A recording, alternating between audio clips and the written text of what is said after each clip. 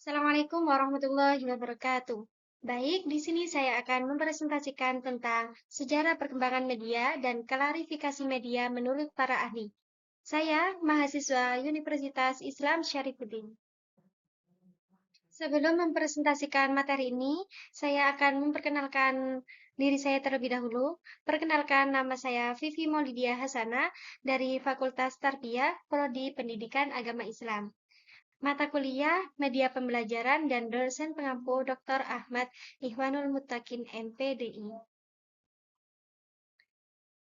Materi yang pertama yaitu pendahuluan. Pendahuluan itu ada dua macam. Yang pertama, definisi media. Media adalah alat atau sarana yang digunakan untuk menyampaikan pesan atau informasi dari komunikator kepada khalayak. Yang dimaksud komunikator yaitu orang yang menyampaikan pesan atau informasi, sedangkan khalayak yaitu orang yang menerima pesan atau orang yang menerima informasi. Pentingnya media. Media memiliki peran penting dalam komunikasi, penyebaran informasi, dan perkembangan teknologi di berbagai bidang. Jadi pentingnya media bagi kita yaitu menerima informasi dan berbagai hal-hal lain seperti berbagi komunikasi, berkabar dengan kerabat yang jauh, dan lain sebagainya. Sejarah perkembangan media itu terbagi menjadi 5 tahap. Yang pertama, era pratulis, yang kedua, era tulisan, yang ketiga, era cetak, yang keempat, era elektronik, dan yang kelima, era digital. Yang pertama yaitu era pratulis, yakni komunikasi hanya mengandalkan bahasa lisan dan simbol. Maksudnya bahasa lisan, yakni bahasa tubuh adalah bentuk komunikasi nonverbal, menggunakan gerakan tubuh, ekspresi wajah, dan gestur tangan untuk menyampaikan pesan. Contohnya seperti mengangguk, yakni mengartikan menunjukkan persetujuan. Melambaikan tangan, mengartikan mengucapkan salam atau perpisahan. Yang ketiga, menunjukkan sesuatu, yakni mengartikan menyampaikan arah atau perhatian ke suatu objek. Yang keempat, mengangkat bahu, yakni mengartikan menunjukkan ketidaktahuan atau ketidakpastian. Dan yang dimaksud simbol adalah tanda atau bentuk yang mewakili suatu makna atau konsep yang dipahami oleh kelompok tertentu. Contohnya seperti asap dari api, yakni mengartikan digunakan oleh suku kuno sebagai tanda bahaya atau komunikasi jarak jauh. Batu bertumpuk di jalur pendaki, yakni mengartikan sebagai penanda arah atau batas wilayah. Yang ketiga, lambang hewan pada suku kuno, yakni mengartikan melambangkan keberanian, kekuatan, dan perlindungan. Yang terakhir, tanda panah di batu atau kayu, yakni mengartikan digunakan untuk menunjukkan arah dalam berburu atau perjalanan. Adapun tahap yang kedua yaitu era tulisan, yakni kemunculan tulisan di Mesopotamia, Paku, dan Mesir hieroglif. Yang kedua, penemuan kertas yang ditemukan oleh bangsa Tiongkok, yakni Cailun, pada tahun 105 Masehi. Tahap yang ketiga yaitu era cetak 1450-an, yang ditemukan oleh Johannes Gutenberg menemukan mesin cetak. Yang kedua, surat kabar mulai berkembang pada abad ke-17.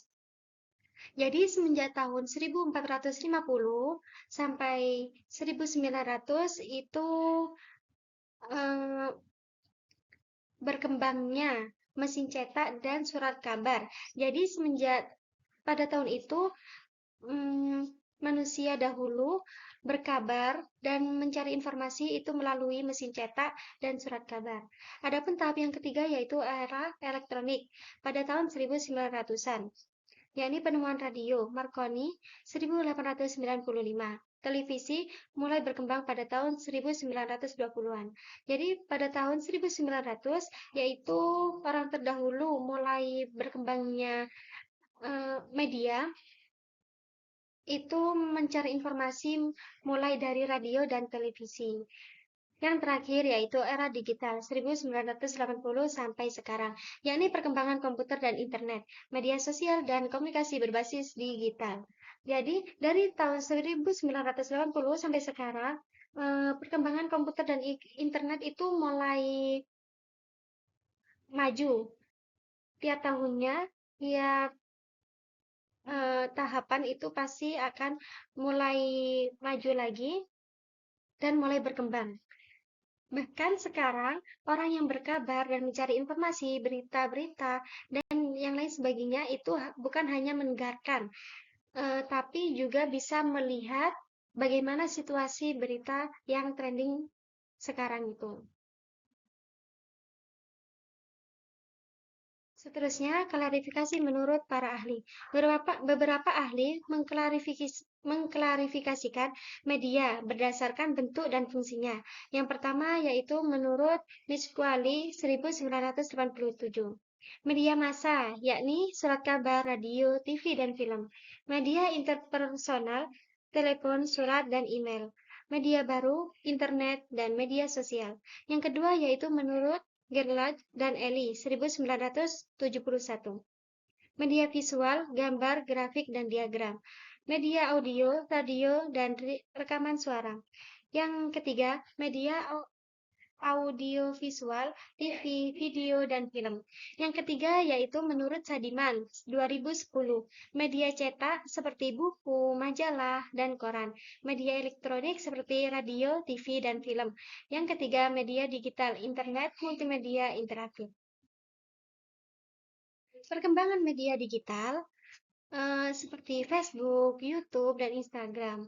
Jadi, adanya aplikasi Facebook, YouTube, dan Instagram itu kegunaannya seperti memosting atau kita mencari informasi terbaru, melihat berita, mendengarkan musik, dan lain sebagainya. Media interaktif seperti blog, podcast, streaming itu dilakukan secara langsung pada saat itu juga, seperti podcast. Podcast itu terjadi secara langsung, bertemunya dua orang atau lebih dan menjalankan perbincangan atau diskusi yang lain sebagainya. Dan seperti streaming atau live streaming. Live streaming itu biasanya digunakan atau dilaksanakan secara langsung pada saat itu juga. Kecerdasan buatan AI dalam media, yakni seperti algoritma, rekomendasi berita, dan chatbot. Kesimpulannya yaitu media terus berkembang seiring kemajuan teknologi. Klarifikasi media membantu memahami fungsinya dalam komunikasi dan media digital membawa dampak besar terhadap kehidupan modern.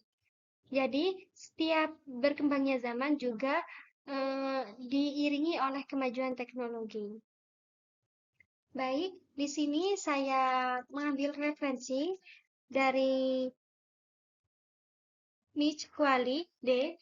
1987, Mass Communication Theory. Yang kedua, mengambil referensi dari Gerlach V.S. dan Eli D.P. 1971, Text and Media.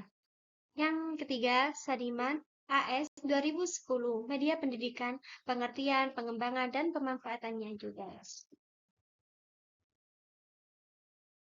Terima kasih. Baik, presentasi dari saya. Semoga bermanfaat. Apabila ada salah kata, mohon dimaafkan. Wassalamualaikum warahmatullahi wabarakatuh.